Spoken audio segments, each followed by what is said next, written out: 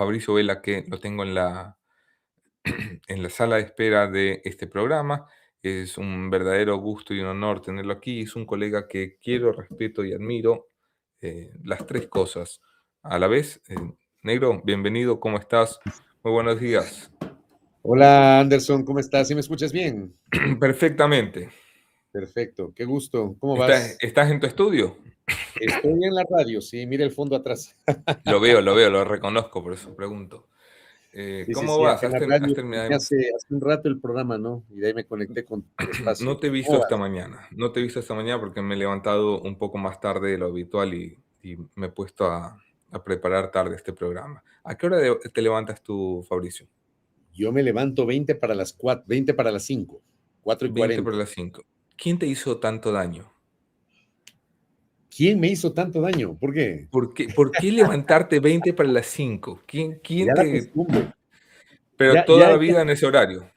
ya estoy acostumbrado a ese horario. Toda la vida me he levantado temprano porque he combinado radio con televisión, entonces más bien para mí es un choque salir de mi casa, qué sé yo, 7 de la mañana y enfrentarme con el tráfico brutal de Quito. Es Claro, horroroso. tú llegas a todas partes en 10 minutos. A la hora que salgo de mi casa, que es en Carcelén, hasta acá, la radio que queda por la Carolina en Los Chiris, me hago 15 minutos sin tráfico. Entonces, ya la costumbre, ¿no? ¿Cómo lo llevas? ¿Cómo ves el país en un momento en el que el periodismo, yo siento, no se halla? No sé si tú coincides conmigo en esta lectura, Fabricio, pero yo así, hacía mucho rato, soy muy crítico del periodismo que hacemos en el Ecuador, y me incluyo, por supuesto. Y hacía mucho rato yo me quejaba de esta fiebre del periodismo militante, que tiene por lo menos 15 o 18 años en el Ecuador, de una forma muy pública, donde los periodistas son activistas militantes, pero eran siempre como los extremos, ¿no? Y en el medio había mucha gente muy coherente que pues, practicaba el periodismo. Y lo que viene pasando es que pasamos de un extremo a otro, es decir, del periodismo militante correísta anticorreísta al periodismo militante novoísta antinovoísta, y en el medio la gente coherente va siendo cada vez menos y los peligros para la prensa normal cada vez son mayores porque la gente entendió que putear a un periodista está bien, que comprar a un periodista está bien, que ponerle una campaña de troll a un periodista está bien, que expulsar del país, como le hicieron con Alondra, a un periodista está bien, que meterle juicios, que controlar una compañía como están haciendo con Gráficos Nacionales, en fin, que todo vale, que todo está bien. Empecemos hablando de periodismo, si me lo permite, Fabricio, aunque quiero escuchar de hablar de política también. ¿Qué es el Claro que sí. periodismo ecuatoriano hoy? A ver, yo vengo señalando desde hace algunos años, digamos, desde que empiezo a hacer opinión. Alguna gente a veces dice, ¿dónde estuviste en no sé qué año?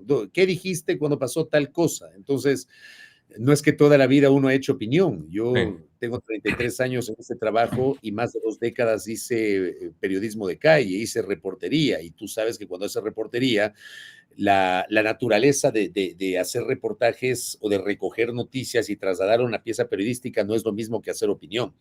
Y claro, la opinión ahora por el advenimiento de las nuevas tecnologías de la información y de la comunicación se masifica. Pero claro, hoy estamos asistiendo a un momento en el cual esto sigue polarizado. Tal vez hoy la polarización se siente con más fuerza. Hasta 2017 tú tenías evidentemente estos extremos entre los medios privados ubicados en el sector opositor, entre comillas, al gobierno del presidente Correa versus los medios alineados al gobierno, mal llamados medios públicos. Yo he señalado permanentemente que en el Ecuador no ha habido nunca medios públicos, sino nunca. medios gubernamentales. O sea, Ecuador TV, Radio Pública, en un primer momento fueron concebidos como medios públicos. Poca gente recuerda que tenían hasta un consejo editorial, y era un consejo editorial diverso, en donde estaban diversas corrientes del pensamiento. ¿Qué te digo? Estaba el Polo Barriga ya fallecido, estaba Javier Lazo, estaba Carla Maldonado, que tiene una visión totalmente distinta al pensamiento de Diametralmente distinta. pero que más o menos tengas una idea de cómo estaba compuesto ese consejo editorial, que luego, claro, Ujú. se dieron cuenta que los medios tenían que ser manejados de manera cercana a la visión del gobierno y eso se desarticuló. Entonces aquí no tienes medios públicos, tienes medios gubernamentales. Luego, claro, llegamos al 2017 en donde A partir de este giro de 180 grados del presidente Moreno respecto de su visión política, se acercó a los medios y tuviste pues una postura de los medios claramente de respaldo al gobierno del presidente Moreno, los estatales, cuanto la gran mayoría de los privados. Sí, Y la gran expresión de eso fue la manera como se cubrieron los episodios del 2019, ¿no? De octubre de 2019, en donde por supuesto que los medios tienen una línea editorial y es legítimo que la tengan. Otra cosa es que me parece ilegítimo que no la digan, porque la ocultan a través claro. de esta falsa discusión de que somos libres, independientes, etcétera, cuando tienen sus líneas editoriales. Pero ahí, por ejemplo, se alinearon totalmente con el gobierno del presidente Moreno y trataron de invisibilizar lo que estaba pasando en las calles de Quito. Luego tuvimos la pandemia, después tuvimos la campaña del 2021. Yo quiero contarte que mi trabajo de titulación de una maestría que hice en la Católica de Guayaquil hace 2 años fue una investigación sobre los 20 días del comportamiento de 4 medios en la campaña de la segunda vuelta electoral de 2017. Qué Entonces interesante. ahí te encontraste con cómo los medios privados dirigieron claramente su línea a apoyar a Lazo y los medios estatales a Moreno. Luego 2021 con la segunda vuelta entre Lazo y Moreno, después evidentemente un apoyo a Lazo inicialmente, luego algunos medios rompieron un poquito aquello. Hoy tenemos, por ejemplo, a ver, si yo comparo el periodismo de hoy, periodismo crítico, periodismo de opinión de hoy con el periodismo en el tiempo de Moreno, yo creo que hay más crítica el día de hoy. Siento que hay más crítica y Ujú. creo que eso incomoda al poder. Yo sí creo que hay trabajos valiosos de medios Ok. tradicionales. Ecuavisa, Teleamazonas visibilizaron el caso Progen, el caso Hellbird, el caso ATM. No podemos decir que lo han invisibilizado. Pero, por ejemplo, en el ámbito de la opinión, yo siento que la polarización se mantiene y creo que se ha acentuado mucho más. Es decir, tú tienes unas opiniones completamente cerradas a ultranza para defender al Mm. Ejecutivo sin ningún beneficio de inventario. Tienes, por otro lado, una postura completamente militante en contra del gobierno y a favor de otra orientación política. Es lo que está pasando en el Ecuador, o sea, no nos hemos podido como sector abstraernos Ujú. y surfear esta ola de la polarización, Anderson. ¿Cuál es hoy el mayor peligro para el periodismo ecuatoriano? La ausencia de crítica, creo yo que es La el mayor ausencia de crítica desde dentro. desde dentro. A ver, en el periodismo no hay autocrítica, en el periodismo ecuatoriano no hay autocrítica. Lamentablemente no hay autocrítica. O sea, aquí lamentablemente seguimos pensando que somos la última Coca-Cola del desierto, que somos los non plus ultra del Ecuador y que no cometemos errores. Primero que nos falta autocrítica a nosotros para entender qué es lo que está pasando con el periodismo. Y después, el otro riesgo es que por temor o por interés resulta que minimizas la capacidad de crítica hacia afuera, hacia lo que está pasando. Porque tienes temor de que si dices una cosa te dicen correísta, si dicen otra cosa te dicen novoísta. Entonces Sí. hay un temor en ese sentido. Entonces yo creo que es tanto a la interna cuanto hacia afuera. Creo que es el principal riesgo que estamos enfrentando. ¿Te autocensuras tú, Fabricio? Porque tú eres de los que más en el centro suele estar, o sea, de los que intenta equilibrar su opinión, y creo que haces un genuino intento por mostrarle a tu audiencia, oye, tengo una opinión equilibrada, puedo criticar al gobierno, puedo criticar la oposición, puedo recordar que lo que pasaba hace 10 años está mal y que lo que hoy pasa está mal. Eh, ¿Te autocensuras algunas veces porque te da miedo que te encasillen en una tendencia o en otra? Sabes que no, sabes que creo que ya superé esa etapa. Ok. En este punto de mi carrera, creo que tengo un poquito la piel algo más dura, creo que me baño un poquito de aceite, como suelo decirle a la audiencia, y ya no me afectan tanto los comentarios o las críticas, algunas injustas que puedo recibir y que eso podría provocar que me autocensure de opinar determinadas cosas. Es decir, yo siempre le digo a la audiencia, yo opino lo que siento. Ya pueden sentir que estoy equivocado, pero es lo que yo siento, es lo que yo pienso. Trato de ser auténtico y trato de expresar esa autenticidad en las opiniones que yo emito, que para alguna gente eso puede ser tibieza, eso puede ser alineamiento con el gobierno, alineamiento con el correísmo, es parte, digamos, de lo que está pasando en medio de este ambiente de polarización. Hace un par de semanas quiero hacerte una infidencia aquí en Chiquis, entre panas. A ver, Me ahora pasó que no algo, nos ¿no? escucha nadie, tranquilo. Sí, imagínate. Estaba yo comentando el tema de de lo que había pasado en Mocolí y después, claro, yo vi algunas referencias de lo que tú habías señalado sobre estos niños bien de San Borondón que Mm, tienen esta relación con el crimen organizado y que resulta que reciben plata y le empiezan a prestar como al chulco, o tienes estas chicas bien que de pronto exhiben una vida de lujos y en el Instagram un día aparecen en Dubái, otro día aparecen en Abu Dhabi, otro día aparecen montados en un camello en Egipto, en el Cairo, o si no, visitando Petra en Jordania y nadie sabe de dónde sacaron la plata. Entonces, claro, empiezo a comentar el hecho de que me parece increíble que aquí no pase nada, que tengas, por ejemplo, a un sujeto a quien lo asesinaron en una cancha de fútbol y resulta que ese sujeto ha sido contratista con el Estado y que ha sido accionista en algunas empresas y sí. que aquí no pasa absolutamente nada. Y claro, mientras estaba comentando el tema, yo me hacía un mapa mental y decía, puchas, ¿será que me pasa algo? ¿Será que empiezo a recibir amenazas? Mientras empezaba a comentar el tema. Entonces, en mi cabeza se me vino eso.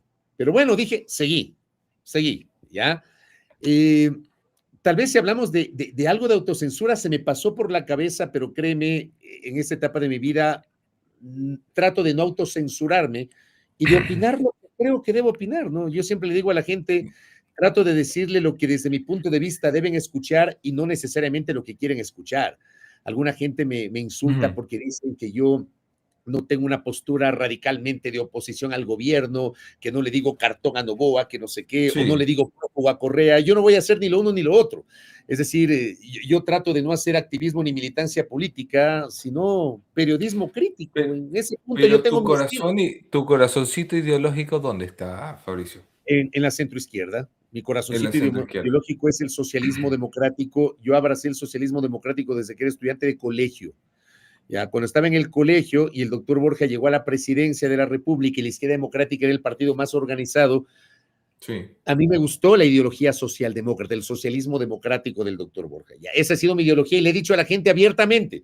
Pero claro, hoy sí. tú dices eso, eres correísta, ¿me cachas?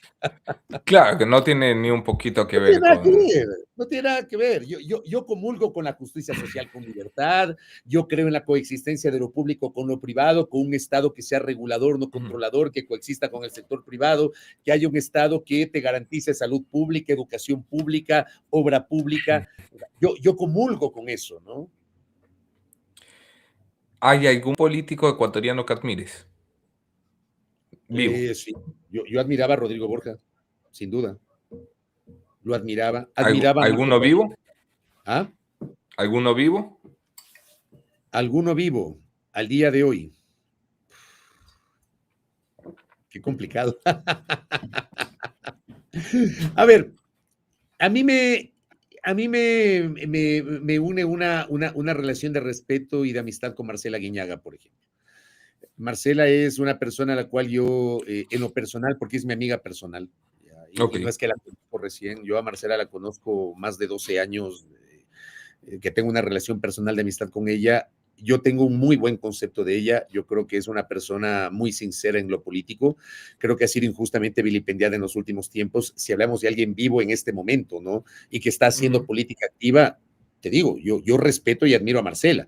Por supuesto, alguien que va a escuchar esto ya me dirá un montón de cosas, pero en realidad mi relación con Marcela es una relación personal y de amistad que data desde hace varios años atrás. De ahí de los que no están más, ¿no? Te decía el doctor Borja, el doctor Marco Proaño Sí. Maya, que han sido personajes de la política que yo he respetado muchísimo. Me dolió mucho la partida de Marco Proaño Maya. eh, con su hijo mayor he tenido una amistad muy fraterna, él es académico, docente de la Católica del Ecuador, de esos buenos políticos, ¿no? De antaño que ya no están más entre nosotros y que se los extraña. Yo los cubrí cuando fui reportero y fui testigo de sus ejecutorias en la política, ¿no? Oye, ahora que nombras a Marcela, me parece ineludible. Hace un par de semanas surgió la famosa lista de los medios en los que pauta la prefectura del Guayas, que Donde fue apareció. la respuesta de los troles a los medios en los que pauta el gobierno nacional, ¿no? Porque se hicieron públicas las dos listas coincidencialmente la misma noche. Y mucha gente te vio allí y se sorprendió y te criticó. Y primero que a mí me parece muy raro que alguien se sorprenda porque la pauta es pública, quiero decir. En tu programa se mencionaba cuando había pauta quién era el auspiciante. Uno agradece al auspiciante o uno pasa un mensaje durante el programa. Eh, pero bueno, ¿qué le dices a los que se sintieron un poco decepcionados de verte como uno de los medios donde la prefectura pautaba en hecho legítimo de quiero presentar publicidad o propaganda en este medio? Es que mira, por ejemplo, salieron, como tú dices, 3 listas. O sea, esa noche salieron 3 listas. Salió la lista de la prefectura del Guayas, salió la lista de la Agencia de Tránsito Municipal de Guayaquil y salió una lista del gobierno. Sí. Entonces, yo debía haber aparecido también en la lista del gobierno, porque resulta que en mi programa también hay pauta del gobierno. Yo debería aparecer en una lista del municipio de Quito porque en mi programa ha habido pauta del municipio de Quito, ha habido pauta de Quito Turismo, ha habido pauta Ujú. de la Unidad de Bienestar Animal, ha habido pauta de otras instituciones. ¿Me explico? A ver, creo que hay un mal entendimiento sobre lo que significa la pauta.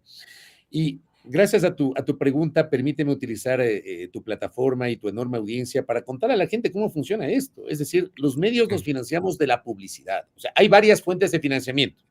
Ya hay medios, por ejemplo, que en sociedades muchísimo más desarrolladas donde la gente se empodera de los medios de comunicación, resulta que la gente mensualmente pone un billete de aporte. Esto se denomina el crowdfunding y tienes medios verdaderamente públicos.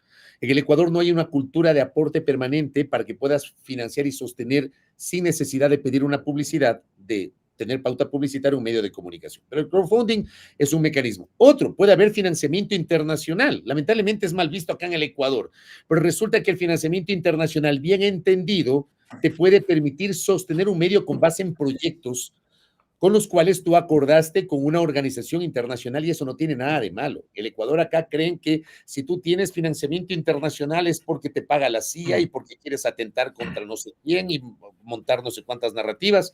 Es legítimo. El otro es el tema de la pauta publicitaria. Entonces, los medios en su mayoría se financian con pauta publicitaria y los medios se sostienen con pauta publicitaria. Si yo no tengo, esa es mi principal fuente de financiamiento. Si yo no tengo publicidad, simplemente yo no me puedo pagar mi sueldo, no le puedo pagar a mi equipo, no puedo sostener la operación de mi actividad profesional. Así de simple. En ese sentido, yo le he dicho a la audiencia, si mañana o pasado yo recibo pauta de la prefectura y yo he señalado que tengo una relación de amistad personal con la prefecta del Guayas, aparte obviamente de que yo le entrevisto, le he hecho algunas preguntas incómodas también a Marcela, pero por favor, si es parte del ejercicio periodístico. Pero nadie podrá probar jamás de que porque recibo pauta de la prefectura, yo automáticamente resulta que solamente hablo cosas positivas Sí. de la prefectura, o yo un día hablaba mal de la prefectura y al día siguiente hablo bien de la prefectura. O si recibo pauta del municipio, resulta que antes yo era opositor a Pavel y de pronto me pautan el ¿Se, día siguiente y digo que es el mejor alcalde de la ciudad. ¿Me ¿Se explico? te ha ido alguna vez un cliente por algo que has dicho? No, no, que yo sepa, no. No me he enterado. No me he Puta, a enterado. mí sí, loco. No me he enterado. A mí No, sí, se me es han que es ido normal. como 40. Oye, ¿sabes dónde pasa sobre todo eso? A mí no me ha pasado. A mí no me ha pasado. No digo que no me va a pasar. Seguramente algún rato me va a pasar. Sí, sí. No me ha pasado. Pero resulta que en las ciudades más pequeñas sí pasa. ¿Por qué? Porque lamentablemente en las ciudades más pequeñas, que no tienes el mismo músculo Mm. publicitario que encuentras en Quito o en Guayaquil, resulta que la pauta está atada al municipio. Entonces, si el municipio te pauta, resulta que solamente tienes que hablar bien del municipio. Y si de pronto haces una crítica, te quitan automáticamente la pauta y funciona como un mecanismo de extorsión. Entonces, a mí no me ha pasado, pero por supuesto estamos Mm. expuestos lamentablemente los periodistas en ese sentido, porque en el Ecuador no se ha ¿Tú debatido este tema tampoco, Anderson, de cómo crees? separar la inversión publicitaria de tu posición No, no, editorial, que es legítima. ni se va a debatir. No, La mayoría de los medios que viven de eso se han convertido en mendigos. O sea, no son medios que buscan un contrato para brindar un servicio, sino que está la famosísima anécdota de la reunión de Carondelet que trascendió alguna vez en una crónica de Plan B, recordarás, donde los radiodifusores guayaquileños le habían convocado a la reunión para hablar de un tema noticioso de trascendencia nacional y se pararon los radiodifusores guayaquileños a decir dónde está la plata de la pauta. yo estuve invitado a esa reunión y no fui por un tema de agenda, creo que tuve que salir, Yo fui a pero, otra, aún pero peor. fue Yo fui a terrible. una en la época de Lenín Moreno con dueños de medios de comunicación donde estábamos en mitad de la crisis de los periodistas secuestrados en la frontera norte. Y en esa reunión, los dueños de los medios de comunicación, uno de los puntos a tocar era dónde están los contratos con el Estado. A mí Es barbárico. en ese tiempo no me invitaron nunca a reuniones oficiales. No, no, el gobierno del presidente Moreno nunca. A mí me A mí me invitaron tenían invitado. en el gobierno del presidente Moreno, en el gobierno del presidente Lasso y en el de Noboa. A ver, déjame ir avanzando un poco, salgamos de... No, antes de salir del periodismo. ¿Te parece que en el periodismo hay corrupción? Claro, claro que la hay, por supuesto. Estoy seguro. Generalizada, focalizada, No, no, no, no, no puedes excepcional. generalizar. No, no puedes generalizar. O sea, yo, créeme, soy enemigo de la generalización. Yo creo que hay que particularizar. Mira, yo te voy a plantear un tema. O sea, de pronto hoy tienes una serie de emprendimientos digitales, ¿no? Que se presentan como medios de comunicación y son plataformas, ¿no? Diseñadas para instalar Sí, narrativas y resulta que tienen periodistas y esos periodistas andan con el micrófono y el cubo y esos cubos de esos medios que no sabes de dónde aparecen, tú ya los encuentras, ¿no? En los abordajes a los legisladores en asamblea o a ministros de Estado y ahí aparecen junto al de Coavisa, Teleamazonas, etcétera, aparecen sí. esos cubos y tienen estudio y nadie sabe cómo se financian. Pues, ¿sabes qué? No tienen ni visualizaciones para decir, bueno, tienes visualizaciones y capaz que empiezas a monetizar, porque resulta que esta vaina con el paso del tiempo es una carrera de resistencia, no de velocidad, Se ya puede cuando tú monetizar. un número importante de seguidores y un número importante de visualizaciones y empiezas a monetizar. Esto es poco a poco, es una carrera de resistencia, no de velocidad. Y resulta que tienen infraestructura y ¿de dónde sacas la plata? Entonces yo he planteado que esto se debería transparentar, ¿no? Pero yo creo, con base en eso, que sí debe haber corrupción.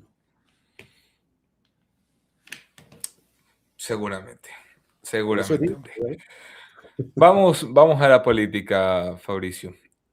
¿Quién es hoy el personaje político más relevante para nuestro espectro? O sea, ¿quién tiene la capacidad de marcar la agenda? ¿Quién tiene la capacidad eh, de llevar el pulso del país? Sabes que es una buena pregunta porque antes tú decías era Correa. Yo creo que Correa ya no te marca la agenda el día de hoy. Debería ser Noboa, pero tienes un presidente completamente ausente. El presidente Noboa parece que algo pasó después del 16 de noviembre, eh, que prácticamente, bueno, empezó a viajar, en diciembre se fue 2 veces a Estados Unidos, una de esas por temas personales, otro por una agenda oficial que luego la convirtieron en reservada y que nadie sabe qué pasó, luego se fue 2 semanas de vacaciones, luego se fue al exterior. A ratos el presidente Noboa te marca la agenda, pero esto no es permanente. Entonces, yo creo que al día de hoy, Anderson, nadie te marca, o sea, no, no puedo ser concluyente en decirte que alguien específicamente te marca la agenda. No, no encuentro ese ¿Quién, personaje que permanentemente te marque la agenda. quién es el personaje de la oposición para ti? ¿Quién representa la oposición al gobierno hoy? Aquiles Álvarez. Aquiles Álvarez, interesante. O Aquiles, sea, para ti hubo un recambio ya sí, en la marcada de agenda y en la oposición a Novoa. sin duda, porque, a ver, Coincido. tú tienes del lado de Revolución Ciudadana, que es la fuerza política de oposición, ¿ya? O sea, tú tienes ADN y Revolución Ciudadana, es lo que existe al momento, y el resto de Sí, sectores políticos están muy desarticulados, no han logrado reinventarse, no sé qué vaya a pasar en las seccionales del próximo año, pero por el momento parece que no se recuperan del shock que significó la primera vuelta electoral del año pasado. No, no, no tienes esa reconfiguración del sector de la oposición. Entonces, la oposición la marca Revolución Ciudadana. Pero en Revolución Ciudadana tienes una serie de desatinos, tienes una serie de altisonancias que creo que han provocado que se pierda mucha seriedad al posicionamiento de determinados temas. Tienes algunos actores de Revolución Ciudadana que me parece escogen o eligen el show por encima de la seriedad que debería tener cualquier ejercicio legítimo de fiscalización. Entonces, en el medio tienes a Aquiles Álvarez, y yo creo que el alcalde de Guayaquil hoy encarna esa figura de la oposición que le resulta incómoda al gobierno, y por eso el gobierno está mm. permanentemente confrontando con el alcalde de Guayaquil. O sea, yo ubico eso, o sea, me parece que sí hemos encontrado un punto de inflexión en ese sentido. La Asamblea Nacional, que además es una de tus especialidades como periodista, eh, ¿se ha cumplido aquello que decimos de que cada asamblea nueva tiene un nivel más bajo que la anterior? Oh, sí, sin duda. ¿Te parece esta peor que la anterior? Esta es la peor que yo me acuerdo. O sea, Madre mía. perdóname, pero a ver, esta le superó a la asamblea dirigida por la señora Yori. porque Sí, al final eso te del iba a día decir, la en la del prensa, mazapán de Yori era difícil de superar, ¿no? sí, sí, sí, yo pensé, más allá de que en esa asamblea tenías algunos personajes interesantes en lo político, Como en pero, esta. Igual, siempre pero, habrá personajes sí, interesantes, pero ilustrados. sí, pero yo creo que hoy esta asamblea está comprando todos los boletos para convertirse en la peor asamblea que yo recuerde. Es vergonzoso lo que pasa en asamblea. Cada sesión te ponen un proyecto de resolución para debatir Mm. o para tratar de hacer trascendente lo intrascendente y presentar a la opinión pública como que a partir de un proyecto de resolución ya está resolviendo los grandes problemas nacionales.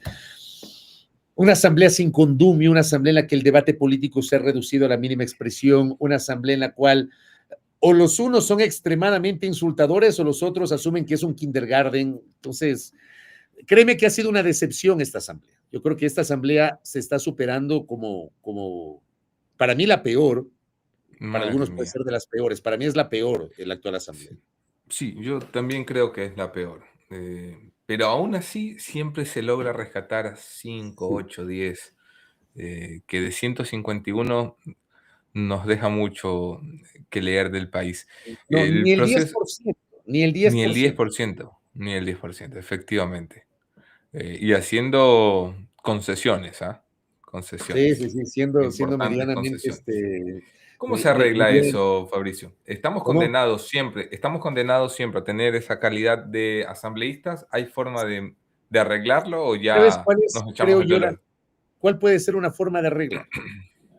O sea, esto debería ser integral, pero yo, Ujú, por ejemplo, y esto lo vengo diciendo desde 2017, cuando el presidente Moreno planteó la consulta popular del 4 de febrero del 2018 y se eliminó la postulación indefinida. Yo creo que para asambleístas y creo que para concejales tiene total, que haber postulación indefinida. Ya, no coincido en que la postulación debe ser indefinida para presidente, vicepresidente o para alcaldes o prefectos porque manejan los recursos y manejan el poder en el totalmente. caso. Pero para legisladores, ¿por qué? Porque la legislatura es una carrera, Que la para curva de empezar. aprendizaje no la puedes cortar al segundo Es periodo que y es empezar así. de nuevo, pues. Mira, por ejemplo, ¿cómo es posible que, qué te digo? Voy a citarte algunos personajes. La propia Marcela Guiñaga que mencioné, Rosana Alvarado, Vigilio Hernández, Henry Cucalón, Patricio Donoso, Luis Fernando Torres, por mencionar 6 nombres que se me vienen a la cabeza en este momento, ya Sí. no pueden ser legisladores. A Henry Cucalón lo jubilaron, un tipo que te puede aportar desde el debate político, que Y además ojo, no que lee. Henry no tiene otro espacio en la política. Él es un legislador. O sea, él, Claro, él nació para eso. No nació para ser ministro, para ser ¿cómo presidente, nació desaprovechas para un ser tipo de ese legislador. talento? ¿Cómo desaprovechas un tipo de ese talento? O un tipo Mm, como Luis Fernando Torres, por Dios, que sí, es un legislador absolutamente. es un legislador de cuna. Luis Fernando Torres llegó por primera vez a la legislatura en 1990, fue el segundo diputado de Tungurahua, yo soy ambateño, por eso me acuerdo, el primero era Galo Vela Álvarez, que había sido alcalde de Ambato y luego Mm, se convirtió en compañero de fórmula de Nebot en el 92. Entonces Torres empieza en el año 90 su carrera legislativa y fue desarrollando a lo largo del tiempo una carrera. Entonces, ¿cómo jubilas a esa gente? Ese es uno. Dos, mientras no se hable sobre la necesidad de instaurar una verdadera escuela legislativa en la Asamblea, un cuerpo asesor permanente, que los asesores no tengan que ver con el manejo clientelar de las cuotas de poder de los legisladores, sino que tengas un cuerpo que piense permanentemente, que sí, te piense en propuestas de de reformas, carrera, viejo, de carrera. sí, y no la tienes, no No, la aquí tienes. no hay escuela legislativa, aquí lo que hicieron fue del legislativo una escuela, ¿no? O sea, mira Pero por la guagua que va a reemplazar a Andrés Castillo, que es ella, mira, la cito porque la noticia es reciente, pero como ella, 130 más, ¿no? O sea, gente que su claro. primer trabajo es ser asambleísta. Y luego tienes, aparte de lo que debería pasar dentro de la Asamblea, esto que parece una quimera, ¿no? Que los partidos políticos vuelvan a la formación de sus cuadros, que tengan Mm, escuelas de formación como en su momento, en la década de los 80 tuvo la izquierda democrática, tuvo la democracia popular, tenían escuelas de formación de políticos, eran los partidos más formados y más grandes que tenía este país, más estructurados que tenía este país, y todo eso se ha perdido. Entonces, el día que se debate en serio esto, pues está claro que no les interesa, ¿no? El día que se debate en serio esto, yo creo que se va a mejorar. Obviamente no vas a tener una legislatura perfecta. No la tuvimos antes en el tiempo de los partidos, no la vamos a tener hoy, pero sí sí, creo que había una mejor calidad de diputados o de asambleístas en su momento, ¿no? incomparable calidad de diputados.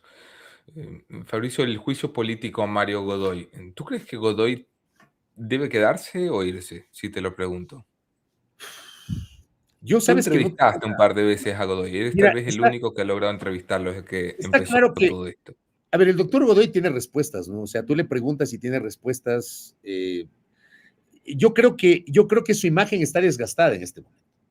O sea, tú le preguntas y le sacas lo del juez Serrano, y yo coincido con lo que tú decías antes, el testimonio del juez Serrano es demoledor, es terrible. Te pones en los zapatos del juez Serrano, que él denuncia que tuvo que exiliarse porque no recibió seguridad, y por otro lado lo tienes al doctor Godoy, que te presenta los documentos y que te dice, yo sí pedí seguridad, pero la seguridad lo manejo yo, que no sé qué. Entonces dices, ¿qué onda con esto? Pero al final, yo sí creo que la imagen del doctor Godoy está muy desgastada. Ya, Ujú. sea culpable o sea inocente, está muy desgastada. Entonces tú te preguntas cómo una imagen de una autoridad tan desgastada puede seguir al frente del organismo de gobierno de la función judicial. Una función que además está enfrentando una crisis. Yo creo que esta crisis de la función judicial es inédita, Anderson. Si tú analizas a lo largo del tiempo la situación de la función judicial desde el año 79, siempre te vas a encontrar con problemas, ¿no? Que la política metió sus No, manos, que la pusieron política jueces que tiene sacaron, que no metidas sé qué. 40 años en esa justicia, claro. Pero esto que está pasando ahora mismo, en donde, por ejemplo, tienes una Corte Nacional de Justicia en donde de 21 solamente tienes 10 titulares y que no Sí. puedes elegir un presidente titular y que ni siquiera ha comenzado el proceso para renovar esos espacios. Si tú tienes a jueces que claramente han estado vinculados al crimen organizado, si después del caso Metástasis, que para mí fue el golpe más importante de la fiscal Diana Salazar, Mm. aquí no hubo un remesón y no pasó nada, entonces pierdes la fe en lo que está pasando. Y luego tienes a la cabeza del organismo de gobierno de la función judicial que está siendo llevado a juicio político y que tiene una serie de señalamientos. Pero, Entonces, ¿qué pero confianza puedes tener? déjame empujarte un poco más, Fabricio. Tú conversaste cara a cara con Godoy. Yo vi las dos entrevistas, si la memoria no me falla, fueron dos. Eh, y Godoy es un tipo hábil, es un tipo que responde y responde documentadamente y responde siempre con una excusa muy técnica. Pero hay cosas fundamentales que el doctor Godoy no ha respondido hasta hoy, 9 de febrero, a las 9:19 de la mañana que conversamos. Por ejemplo, si su mujer le cobró o no al narco Yasdimir Cerdán, siendo su esposa, siendo esa una sociedad conyugal, si esa sociedad conyugal se benefició, usufructuó de Claro. esa defensa, por ejemplo, a un narcotraficante, y si por lo tanto yo como ciudadano tengo que sospechar que este presidente de la judicatura, cuando se paga un café, se lo paga con plata del narco. Sin querer decir que él es narcotraficante, ojo, no Sí, sí, caigo en sí, eso. sí, es que lo que tú dices tiene lógica. Eso de ahí es algo, vamos, llevamos un montón de tiempo discutiendo que si el informe, que si el número de oficio, hay una cuestión básica, y es, podemos presumir que nuestro presidente de la judicatura, que el que dirige una justicia que hoy está acusada de ser una narcojusticia, no por él, sino por los muchos hechos de jueces enrolados en esto, se ha beneficiado, favorecido, directo o indirectamente de los dineros del narco. Esa es una Son buena preguntas de pregunta. fondo que, no sé, tú cuando has escuchado al doctor Godoy, ¿te queda claro que él está en capacidad para seguir dirigiendo la judicatura? ¿O con esto que te escuchaba de está desgastado, tú crees que es mejor que él dé un paso al costado? ¿O que lo O sea, yo, hagan yo, orillar? yo creo que en este momento, lo mejor es que dé un paso al costado. Es decir, su imagen está desgastada. Más allá de cualquier cosa, más allá de sus argumentos, hay un desgaste. Ese desgaste está marcado por las interrogantes que están en el aire y que no han podido ser respondidas con eficiencia, lo que tú acabas de decir en este momento, que además eres la segunda persona que le escucho. A la primera que le escuché fue a Ramiro Aguilar Torres. Él decía, por ejemplo, y planteaba esto. Es decir, si es que la esposa del doctor Godoy fue abogada que patrocinó a Yesimir Cerdán en un primer momento, en la etapa preprocesal, y que luego ya declina de seguir en esa defensa por la presencia del doctor Godoy en la judicatura. Este señor le pagó a la doctora Ventimilla por sus servicios en etapa preprocesal, y el doctor Godoy se benefició también implícitamente de ese recurso que recibió su esposa. O sea, es que la ecuación es simple, ¿no? Es decir, lo que yo recibo como ingreso ¿ya? Es obvio que le va a beneficiar a mi esposa, Mm. es lógico. Si mañana pasado pago mi crédito hipotecario con esa plata o le invito a un restaurante a mi esposa con la plata que yo me he ganado, es obvio que hay un beneficio. Entonces, es interesante porque esa pregunta no ha sido respondida. Pero más allá de eso, yo sí creo que hay un desgaste.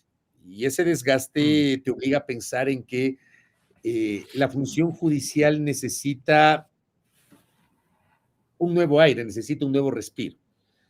Sí siento que hay este desgaste. Y ese desgaste es evidente, Andrés.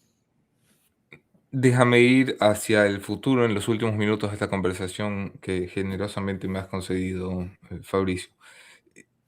Quito, Guayaquil, Guayas Pichincha.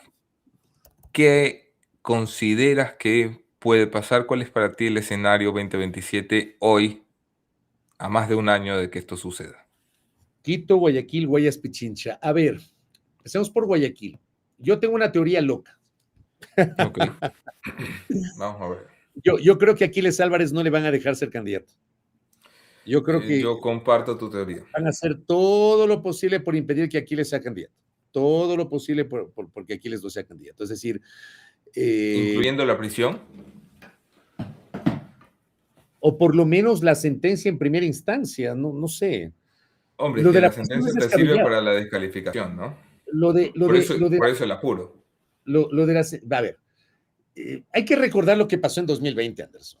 O sea, yo recuerdo que le hice una entrevista en Radio Majestad a Cristian Zurita a propósito del caso Sobornos, que tú recordarás, se presentó primero como receta de arroz verde y se Por convirtió luego en supuesto. caso Sobornos. Entonces, Cristian Zurita, recuerdo tan claramente esa entrevista en Majestad, porque Cristian decía que los tiempos políticos, lamentablemente los tiempos judiciales deben ir de la mano con los tiempos políticos. Y con base en eso, hicieron todo lo posible para que el caso Sobornos quede en firme al momento de la calificación de la inscripción de las candidaturas para las presidenciales del 2021. Tú recordarás. O sea, a mí no me vas a escuchar decir que el caso Sobornos, Correa es culpable, Correa es inocente, que no sé qué. No. Yo te hablo de la velocidad, que no Sí. se ha visto nunca en ningún proceso judicial. La velocidad. ¿Cómo le Hombre, empataron? y la sincronización perfecta Por con el eso. calendario electoral, que era lo que yo criticaba en esa época. Exactamente. No Entonces, nos lo digan que esto empataron. no tiene que ver con el calendario electoral. Por favor. Entonces, lo mismo van a hacer con Aquiles. Yo tengo esa previsión. Lo mismo va a pasar. Yo no estoy diciendo que Aquiles Álvarez es culpable o inocente. Simplemente estoy señalando que estoy convencido que de alguna manera no le van a dejar ser candidato. Si no es por la vía judicial, capaz que es por la vía de inhabilitarle a su organización política, no sé. Hay tantas formas y no me sorprendería que aquí se utilicen determinados espacios del poder público para lograr ese objetivo. Tribunal Después, Contencioso Electoral, por ejemplo. sí, no es descabellado. Luego tú tienes Guayas. Hoy tienes una precandidata que es la prefecta, y yo no veo todavía un adversario potente que le vaya a discutir ese liderazgo a Marcela, que justo el día del inicio de la convención tuvo este acto con los agricultores de Daule, que al final fue vinculado como una suerte de medición de fuerzas, y le fue bien a Marcela Aguiñaga por fuera de Revolución Ciudadana en esta puesta en escena. Entonces, ella tiene buenos números de calificación y todavía no le veo rival a ella, todavía no le veo rival. O sea, al día de hoy es ella y nadie más, al día de hoy. En el caso de Quito, yo también tengo una teoría loca, y es que tú para el 15 de noviembre, es decir, el día anterior a la consulta, tú tenías a la cola varios precandidatos del gobierno para la alcaldía de Quito. Para el 17 de noviembre ya no tenías a ninguno. O sea, yo Sí. creo que ese resultado pudo haber marcado un punto de inflexión y ahora no tienes un nombre que figure como el potencial precandidato del gobierno. Luego, ¿qué más Muy tienes? probablemente lo sea la vicepresidenta de la República, hasta donde yo he escuchado. ¿Ah? Yo no he escuchado tanto eso y no sé si sea cierto que hay algún tipo de desencuentro de la vicepresidenta con el presidente, que tú también habrás escuchado eso. Yo no tengo evidencias que me confirmen o que me desmientan aquello. Sí me extraña el hecho de que hasta el sol de hoy no hayan designado un ministro de salud. No sé si nadie les quiere aceptar, ¿no? Pero no han designado un ministro de salud hasta el día de hoy. Y en el caso de Pichincha, de la prefectura, nada. ni por el lado de quién será el relevo de Paola Pavón, que ya no puede ser candidata a la reelección, o sea, ya está cumpliendo su segundo y último periodo. Se hablaba de que el viceprefecto Alessandro Tonelo podría ser el candidato, pero no veo nada. O sea, estamos a un año de las elecciones Y, y no veo nada por el lado de la prefectura de discúlpame, Pichincha. ¿y Pavel sobreviviendo en Quito? ¿Sabes que Pavel es extraño, ¿no? Porque él dice que va a ser candidato, él dice que va a buscar la reelección, pero por otro lado lo tienes a Correa rayándolo. Pues, o sea, Sí. el otro día la cuenta de Radio Pichincha había publicado un anuncio de Pavel respecto de la tarjeta de transporte para utilizarla en el metro y en el trolley y no sé qué, o sea, que se puede utilizar en varios de estos sistemas integrados de transporte.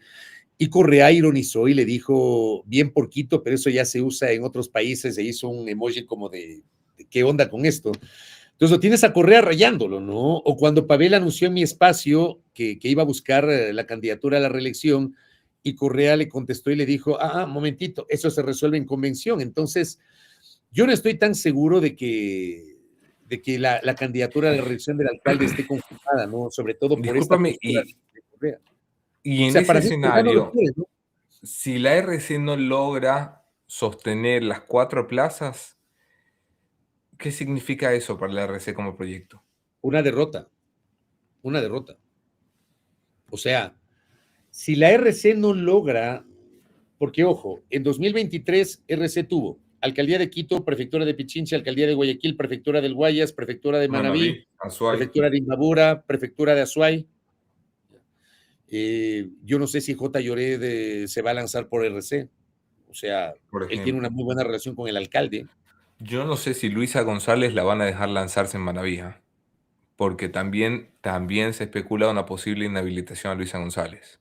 Sí, sí, sí, sí, sí. Y es probable, si es que es cierto, este documento que apareció la semana pasada, que es una suerte de borrador, de que supuestamente ya tienen listo y pese a que todavía no se instala la audiencia para la presentación de los descargos, de que ya está lista la inhabilitación. Entonces no sería raro que tal vez ocurra esto con base en la manera como se están manejando las instituciones.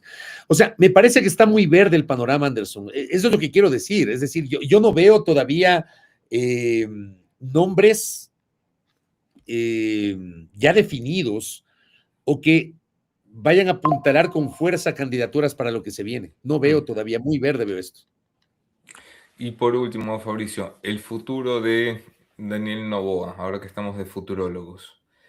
Eh, Posibilidades de que el 2026 se enfrente, por ejemplo, a un paro, yo creo que vuelven a estar sobre la mesa. Leonidas Issa acaba de conquistar la Ecuarunari. El gobierno tiene desgaste, ha perdido una consulta electoral, seguramente le tocará ir hacia alguna medida impopular en, en este ajuste económico en el que está empeñado el gobierno nacional. ¿Tú le ves peligro a la estabilidad del presidente Noboa? Sí, sí le veo peligro. Yo le veo peligro a la estabilidad del presidente si el presidente no rectifica. O sea, es un presidente ausente, pero, a ver, el presidente nunca ha sido un presidente presente. O sea, nunca tú lo has visto permanentemente presente en las grandes decisiones. Utiliza mucho sus fusibles, que son sus ministros, algunos de los cuales tienen una vocería, pero de llorar. Eh, pero los últimos 2 meses el presidente ha exteriorizado unas ausencias, pero horrorosas, que yo no he visto nunca en un presidente de la República. Eh, Luego tienes la falta de toma de decisiones contundentes en los temas más acuciantes, en temas de seguridad, en lo que está pasando a nivel social, a nivel de medicamentos, lo que pasa en los hospitales, etcétera. Y tienes todas las encuestas hablan de un declive, más, menos, pero hay un declive y este declive está siendo sostenido. Mm. Los últimos trabajos del CIES, del Centro de Investigaciones Especializados, dan cuenta de que esa tendencia se mantiene. Hay que revisar siempre la tendencia y el presidente no ha logrado recuperarse. Entonces, no sería raro que este año sea un año complicado. Además, es un año preelectoral. Tal vez el gobierno está desesperadamente apostando a la llegada del Mundial. Tú sabes que este país de ahí es futbolero y capaz que en el mes del Mundial como que esto se convierte en el principal distractor de lo que se viene y luego del Mundial Mm. ya nos metemos de lleno en la precampaña y la definición de precandidaturas. Pero sí, me parece que va a ser un año complicado en ese sentido. Hoy tienes a los gobiernos locales reclamando el proyecto este de GATS que ha sido presentado en Sí. la Asamblea. Le pregunté a Leonidas Issa esta mañana, no habla aún de movilizaciones, pero hay una oposición radical al proyecto vinculado al tema minero. Entonces sí hay una previsión de que va a ser un año complicado para el gobierno. Fabricio Vela, muchas gracias, Fabricio. Siempre es un verdadero placer escucharte y ha sido un placer poder escucharte aquí en este pequeño y modesto espacio con mi audiencia. Estás muerto de frío, ¿ah? Hombre, hoy es un día particularmente frío.